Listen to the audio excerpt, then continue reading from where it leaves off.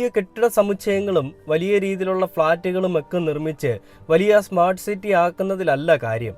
ആ ഒരു സമൂഹത്തിൽ അല്ലെങ്കിൽ ആ ഒരു സംസ്ഥാനത്തിലെ ജനങ്ങളുടെ അവർ പട്ടിണിയില്ലാതെ ജീവിക്കുന്നുണ്ടോ എന്നുള്ളൊരു കാര്യത്തെപ്പറ്റി ഐഡന്റിഫൈ ചെയ്യുക, അല്ലെങ്കിൽ അത് മനസ്സിലാക്കി അവർക്ക് വേണ്ടുന്ന കാര്യങ്ങൾക്ക് വേണ്ടിയിട്ട് എന്തെങ്കിലും ഇനിഷ്യേറ്റീവ് എടുക്കുക, അല്ലെങ്കിൽ അവർക്ക് വേണ്ടി എന്തെങ്കിലും ചെയ്യുക എന്നുള്ളൊരു കാര്യത്തിലാണ് ഒരു നേതാവ് അതിനെപ്പറ്റി മനസ്സിലാക്കേണ്ട അല്ലെങ്കിൽ അതിന് ശ്രദ്ധിക്കേണ്ടതെന്നാണ് മമ്മൂക്ക പറയുന്നത്.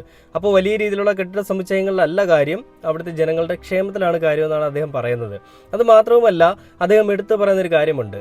ഒരു 7-8 മാസങ്ങൾക്ക് ശേഷമാണ് താനൊരു പൊതുവേദിയിൽ ഇതുപോലെ വന്ന് നിൽക്കുന്നതെന്നും തൻ്റെ അസുഖം മൂലം തനിക്ക് ഇത്രയും ബുദ്ധിമുട്ടുകൾ ഉണ്ടായിരുന്നുവെന്നും എന്നിട്ടും താൻ എറണാകുളത്ത് നിന്ന് കാറിലാണ് ഇവിടേക്ക് വന്നതെന്നുമൊക്കെയാണ് മമ്മൂക്ക പറയുന്നത്.